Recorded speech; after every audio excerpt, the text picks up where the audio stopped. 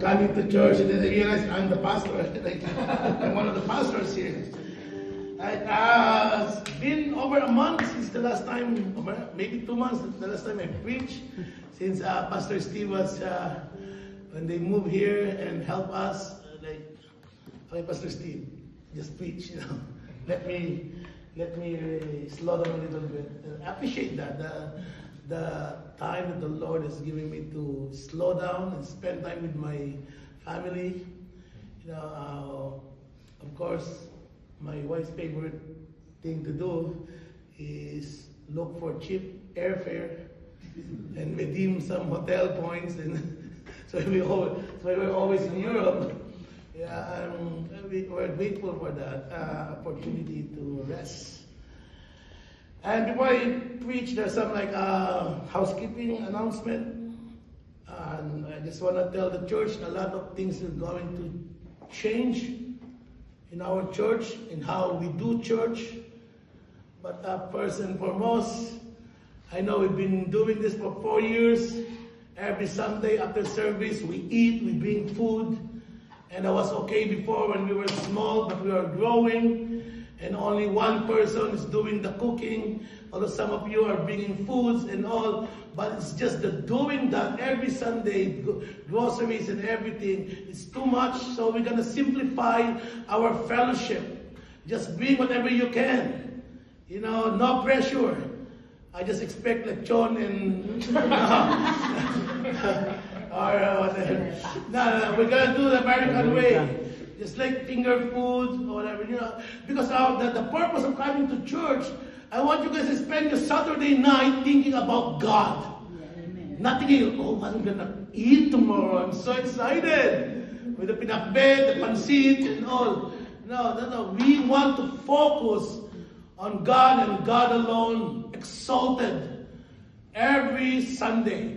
So now we're gonna change that, But every last Sunday of the month, we're gonna celebrate those whose birthday want to that month. So those are whose birthdays on July or whatever. Every last Sunday, then we're gonna have fiesta. We're gonna have a lot of food. All right, but the first 3 Sundays, let's keep it simple. All right, that's one thing. And second thing is that in the way we run the church every Sunday, as you notice, Sister Chiki has been the one directing the flow of the service, planning and everything. And guys, I don't want you to be surprised, but as a pastor, I gave them authority to do this. We are so blessed that they are here, Pastor Steve and Sister Chiki. They're guiding me, they're helping me, assisting me, making my work a little bit lighter. Without them, without Kuya Dado and Pablo and all of you guys who've been helping, I don't know. I would have been so burned out. But now, Sister Chiki and Pastor Steve, they have the authority as pastor to teach, to guide us, to instruct us. If you're not used to being told to, don't do this, that needs to change. We're not playing church anymore. We are the church. We don't wait for us to get big before we have the system in place. So right now it's a preparation, for us as we grow. Right? Is that okay with you? Amen. Yeah. Amen. And I also like to appreciate all of you guys been so faithful in your giving, in your tithing, in your offering, in your service, and that helps a lot in our ministry here. Of course, my right hand here, in my absence, you can always call Kuya Dado. There's an authority here also. Now we run the church, and Pastor Steve. There are 2 pastors here right now. Kuya Dado is pastor in training, and hopefully Pablo will become a pastor soon. And Solomon. Solomon is back, really. We are so blessed with his commitment. I think the Lord is raising leaders in this church. Because I was telling earlier this morning, I was excited with the church because a lot of leaders coming, and I'm excited where the Lord will take us next. We never know. Maybe the Lord will come, hey Dennis, why don't you move back to the Philippines? And then the church is okay, because there's pastors and workers already. And that's the plan of Without Borders. to serve the nation. And maybe someday Pablo will be called to pastor on planet Mars. Yes, somewhere. And maybe Solomon will finally his calling. Solomon, I know he has a calling, but he's been running away from the Lord. Like, maybe someday the Lord will call him, hey Solomon, stop running and start serving. Why don't you go? So all of you guys who are using your God-given gift to serve Orange County, to which all people here, I thank you for choosing to serve True Without Borders Church. Amen. So huwag na po kayong magugulat. Si Sister Chiki, sino naman yan? Palakad-lakad dyan. No? She's now our worship director. She plans everything on a Sunday. And I know, one time, Jim told me, Pastor, I want to be involved in the church. I'm waiting for you, Jim. You're involved, you said you want to be involved in the ministry. So, yeah. So, in this church, we are all welcome to serve. Wala pong matanda, bata dito. Walang retirement here. If you feel like you don't have any purpose anymore, there's always a purpose. If you belong to this church, don't say that, Pastor, I only do this, I only do that. Even a simple act of kindness that you do to your brothers and sisters, that's a big thing in the kingdom of God. Amen? Amen. So, now, meron pa ba nakalimutan? Did I forget anything to that? Okay. You go by here. Oh, yeah. Our Bible study, we do it every Thursday, right? But Tito Eli suggested, I agree, that let's do it for summer because a lot of you guys want to travel, vacation, take advantage of the summer. Then we'll do our Bible study twice a month. First Thursday and last Thursday. Okay? So, mayroon pa tayong two Thursdays. Now, you can explore California. Beautiful California on vacation. Go to Disneyland. Have you been to Disneyland? Where's that? Visit Orange County.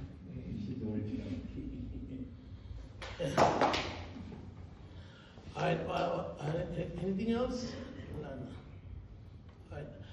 And also with all the changes that I just mentioned, I also expect that some people will leave this church too, and it's okay. If I don't feel like this is the right fit. There's so many changes going on. I would rather go to this church. That's okay. And may mga nasaktan ng damdamin, aalis na, that's okay. Sabi nga kanta ni Gabi Valenciano, babalik kami.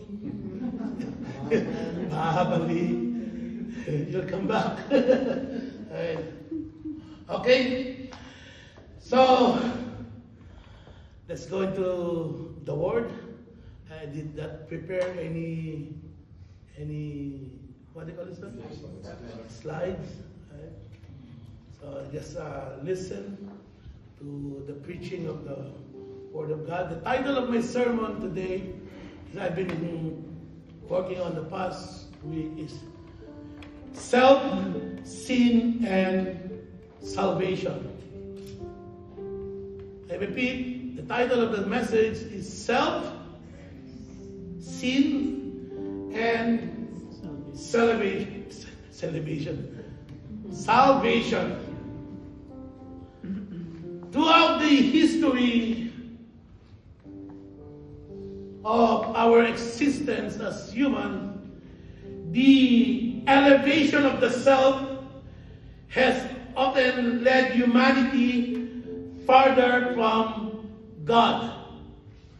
If you remember Renaissance period, God was displaced from the middle into the margin of history, and the elevation of reason and arts and the confidence that because we are smart people, then we can walk into the future without God. And then we have the Renaissance, and then the, help me out here, Age of Reason, the Renaissance period, and then what's next? Gen Z. No.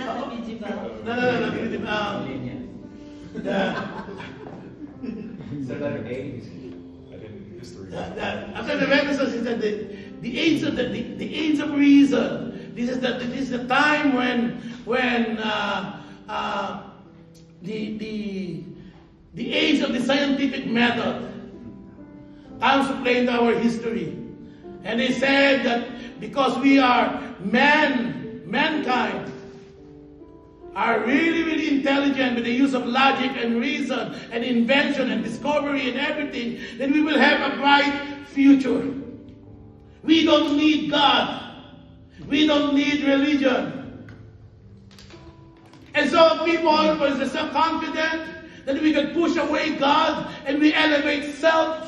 We put self into the center of the universe, then we will have a better future. And then World War I comes. World War II happened. And people were disillusioned. And they said, what happened? I thought we were smart. I thought we figured it out already. And World War II, millions of people died. And so Nietzsche, a German scientist, said, God is dead. You might have heard of that statement. God is dead. Not a literal death, but that God is no longer relevant to our everyday life. And often we Christians, we do the same. God, you are no longer relevant to my life. I want you there. Let me do my own thing. And that was like hundreds of years ago. And even in the present, we tend to live, believer and unbeliever, we tend to live our life as if God is dead. That He is no longer relevant to our present life.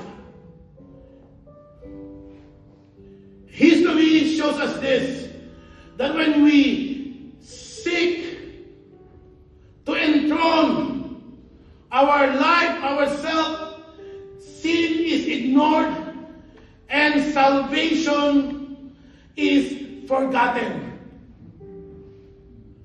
But when the self is surrendered to Christ, and there we find true freedom. Not in self, enthronement, but in self-denial and trust in God. So there is always a problem with the self. The self, the ego, the mind, the reason. That's what I mean when I talk about self. And if you have your Bible with you, I want us to understand the struggle with ourselves in connection to sin and how we are going to escape or how we're going to save ourselves from the problem of ourselves, problem of sin. The question is that, who will save me from me? Romans chapter 7. When talking about the flesh, Paul writes, "For I do not understand my own actions." Listen to this. I'm going to read it slowly. "For I do not understand my own actions. For I do not do what I want, but I do the very thing I hate. Now if I do what I do not want, I agree with the law that it is good. So now it is no longer I who do it, but sin that dwells within me. For I know that nothing good dwells in me, that is, in my flesh. For I have the desire to do what is right, but not the ability to carry it out." So just the desire to do what is right, but there's not the ability to carry it out. For I do not do the good I want, but the evil I do not want is what I keep on doing. Now, if I do what I do not want, it is no longer I who do it, but sin that dwells within me. So I find it to be a law that when I want to do right, evil lies close at hand. For I delight in the law of God in my inner being. But I see in my members another law, in members in the body. But I see in my members another law waging war against the law of my mind and making me captive to the law of sin that dwells in my members. Wretched man that I am, who will deliver me from this body of death? Thanks be to God through Jesus Christ our Lord. So then I myself serve the law of God with my mind, but with my flesh I serve the law of sin. Here Paul is confessing to us the struggle of the flesh, the struggle with self. Verse 15, Paul says, I do not understand what I do. Listen, I do not understand what I do. That is an amazing confession. Sometimes I do something stupid. And my wife asks me, why did you do that? And my answer, I don't know. And I asked Lucas, why did you hit Santino? My other son, I don't know. I don't know. Why did you say that hurtful thing? I don't know. What God is saying is that it's true for all of us. There are times in life when we do something stupid. And when somebody asks us why we did do that, the only answer we can come up with is, I don't know why I did that. Something just moved within me. And I did that. I don't understand. Church, we share the same struggle with Paul. He said, many times I do things, and afterward I don't understand why I did them. Did you feel that way? I don't want to do it, but suddenly I ended up doing it. I wake up in the morning, I said, I promise I'm going to be patient with my kids. And then before the lunchtime, I was already yelling, raising my voice. And sometimes I go to myself and said, I want to do that bad habit anymore. Not even a week, and I am back doing that. And I said, I want to follow Jesus with all my heart. But then I begin to follow myself. So church, we live in this tension. What we want to be and what we actually are. We want to be patient. We want to be faithful husbands or spouses. We want to be kind neighbors. But then we snap, we lie, and we hide.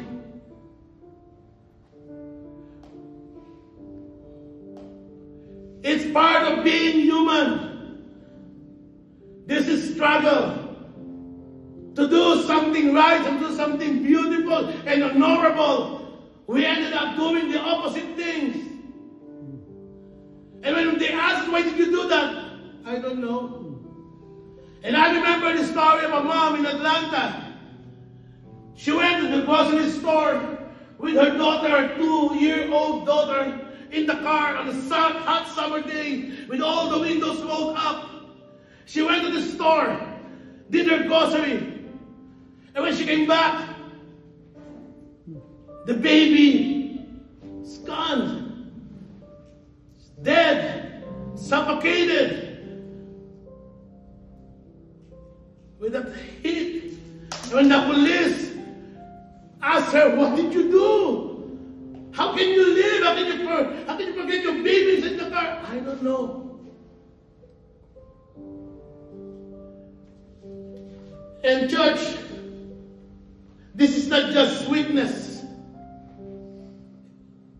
It is deeper than that. It is the self. It is what the Bible calls the flesh. The flesh is the self without God. The whole being without God. And our being without God is almost in opposition to the things of God. And even when we have already given our lives to the Lord, there is this still war within us. Waging war within us. And oftentimes we find ourselves crying, begging for mercy. Lord, I did it again. That is the flesh. That is the version of us that wants control. That wants comfort and recognition. And no amount of self-discipline, no amount of therapy, and no amount of self-help can fully conquer it. Why? Because the self is not just wounded. Hindi lang po tayo sugatan. But the self is enslaved to something darker. And Paul calls it like it is. He said, it is no longer I who do it, but the sin that dwells within me. The sin that dwells within me. Sin is not just bad choices. According to Paul, as he described the struggle within him, sin is a power that corrupts and enslaves. Alam niyo po yung slave? A slave only do what the master asks him to do. That's a slave. You do this, you do that at this particular hour.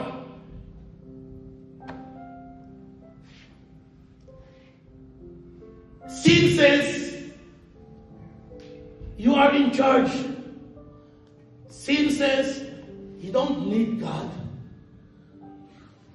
Sin says, you deserve this. Come on, just try it.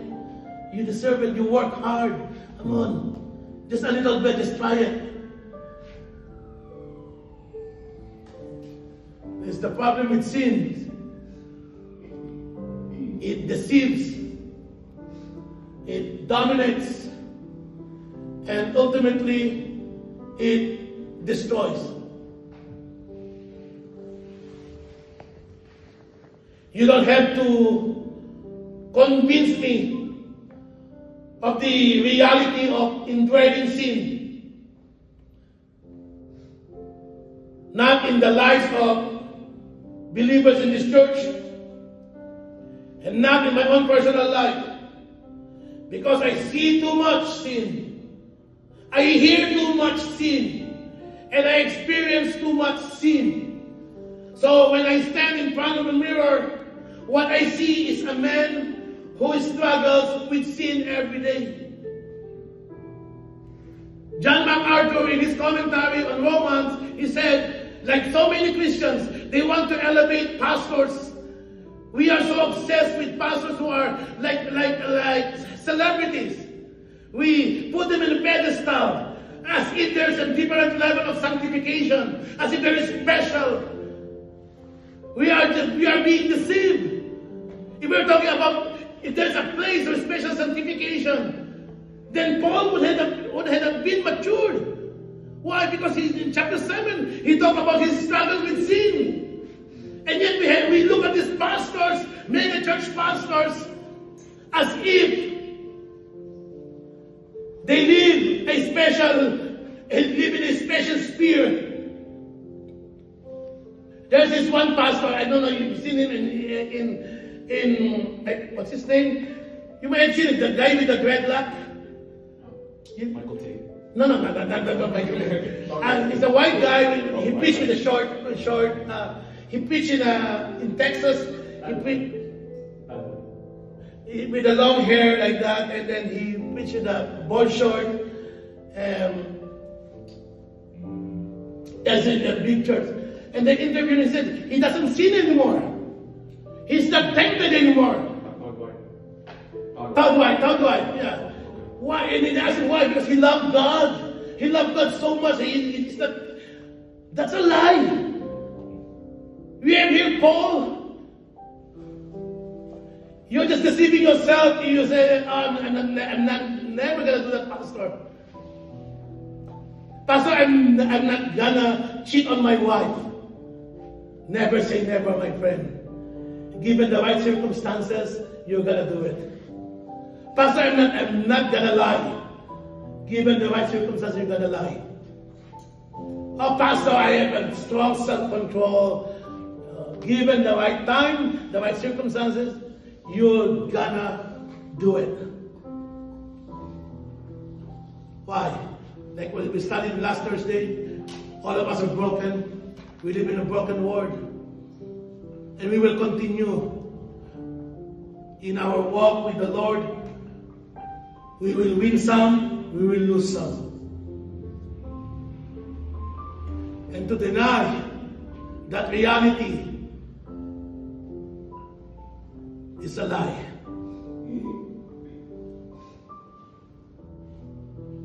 Every time I look at myself in the mirror, I see a man who struggles with sin every day. I was in Venice with my kids. Erna is in Paris. This is our third day they're walking around, and Iya said, Tata, I want some ice cream. I want some gelato. Of course, gelato, if you're in Italy, you know, gelato is a big thing. And because we're wearing the California, you know, shirt, board short, and flip-flops. My kids and me wearing flip-flops. So we entered this fancy restaurant because they said they have gelato. And that's the only one that's close to where we're at. So I ordered, can I have this one? And then I see the face of the lady. It's like she's irritated. What? Because she spoke to me in Italian. Oh, no, can I have this? And, okay, what else? That's how she talked to me. What flavor is this? Because my voice, she said something. Say it again. And then she's like,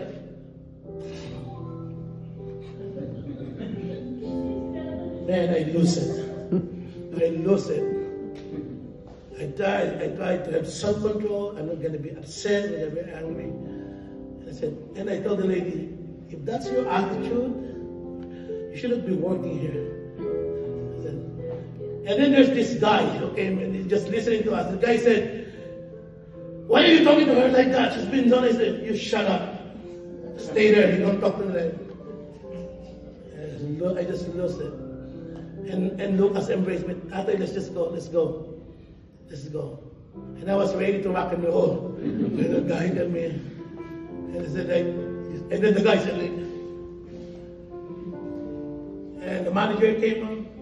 And the manager did the same thing, raising her voice to me. And you know, Italian, they dress up nicely. They dress like. And maybe they look at us and like, oh, this. You see, I want to be gentle, I want to be kind. But there's a struggle within me. And we were on our way back. And I was standing, lining up, going to inside the plane. And I was talking to my kids. And I said to Lucas, come on, hurry up. And then the guy in front of me said, can't you wait? It's like, the guy was upset too. Can't you wait? Like, dude, I'm not talking to my son. And I said, wag ka na magkalat dito. And so the guy kept talking to me.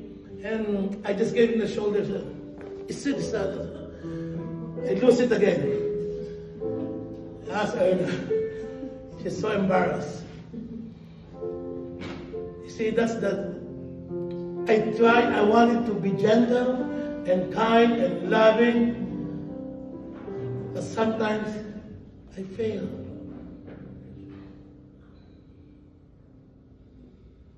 Sometimes I told myself, okay, this week, I'm not gonna be annoyed in the house. I'm just gonna enjoy. And Pastor Steve is like my coach now. Okay, Bobby, you just, you know how he talks, eh? It's like a big brother. Like, but we're just the same age, we're 31. But I just something that I know even the smallest thing would annoy me. You know, like Erna would ask something, she would say it in a nice way, but gets to my ears, like. So I'm gonna like raise my voice a little bit. You know? And I know my wife. She told me before that she married me for my personality. She didn't realize I had multiple personalities. So like, yeah. So that's why I don't need convincing. Yeah. That sin dwells in me. That sin dwells in us. And every day I struggle with sin. But the blood of Jesus Christ, God's Son, cleanse us from every sin. 1 John 1:7. That's a promise. And if we confess our sin, He is faithful and just to forgive our sins and to cleanse us from all our unrighteousness. 1 John 1:9. And so Paul cries out, "Wretched man that I am, I'm in danger." Or, "Help me." Who's going to help me now? Who will deliver me from this valley of death? I feel the same way. Lord, I've been always like this. I always struggle with my anger. I always struggle with my temper. How can you save me? Sometimes I feel I didn't even save. And many people say that, "Oh, Pastor, this always smiling. He's so nice, so cool." Yeah. They didn't know the war that's raging inside of me. And Paul cries out, "Who will deliver me from this valley of death?" And that is not a rhetorical question. It is a human question. Lahat po tayo nagtatanong yan. Lord, paano ganito na ako palagi? Paano ko makakaligtas sa ganito? Who will rescue me from me? Here's the gospel. Here's the good news. In verse 25:7, thanks be to God through Jesus Christ our Lord. And when we get to chapter 8 of Romans, there's no condemnation for those who are in Christ Jesus. No condemnation. Why is there no condemnation? Chapter 8, verse 3, if we focus on that. For God has done what the law, weakened by the flesh, could not do. By sending His own Son in the likeness of sinful flesh and sin, He condemned sin in the flesh. Paul was saying Jesus is the sin offering. That's why we're no longer condemned. And although we struggle with sin, we struggle with the presence of sin in our lives, those who are in the Lord are no longer condemned. Why? Because Paul said Jesus was the sin offering. In Greek, it's perihamartias. This is the language of sacrifice. The same in the Old Testament. It's the same the animal offering, that they do in the temple to atone for their sin. Ganun po yung ginawa ni Cristo. When Jesus offered Himself to the cross, it was the final offering. He is the Lamb. Jesus became the Lamb of God, offered once and for all. So on the cross, the sin was judged. God's justice was satisfied. And we were made clean. malinis po ulit tayo. Not by what we do, but by what Jesus did on the cross. So what now? Paul's saying, we go to chapter 8, walk in the Spirit. If you remember Colossians, Pastor Steve talked about this. New identity, new purpose, new destination. Right? We think of the things, think of the things above. That's what it meant to walk in the Spirit. So although we are in the flesh, there's a war raging inside of us. And although we lose with faith, sometimes we are not condemned because Jesus paid the debt, paid for our sin. And so we have a choice to walk in the flesh or walk in the Spirit. Walking in the Spirit means walking in obedience. The Spirit of God that empowers us. We have a new identity. We have a new nature. And that is our hope. We trust in His sacrifice. Stop trying to atone for your sin. Pag nagkakasala ka, Lord, babawi mo ako. Lord, is there something I do to make you forgive me of my sin?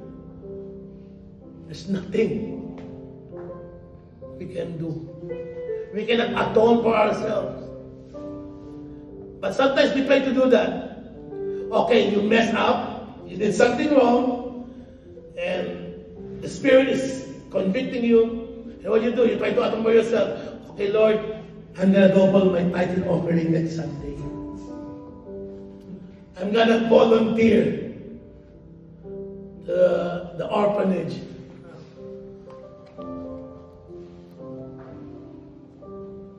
We cannot stop trying to atone for your own sin. Walk by the Spirit means daily surrender, daily dependence. And yet, even with all our good intentions, all our spiritual discipline and everything, we go back to what Paul is saying in chapter 7. There's no escaping this until Jesus Christ comes. There is still this struggle. We wage war. The sin that lives in us. But the hope that is offered to us, the freedom that is promised to us, no more condemnation. You are not defined by your failure, but you are defined by Christ who died for you and for me. Self, sin, and salvation. The self, if we keep on elevating it, enshrining ourselves as the most important being in the universe, and we don't need God. We know history. Just look at history. What happened? We do that. And then the sin that dwells in us, we the believers. And then the hope that Christ offered. No more condemnation. God bless us all.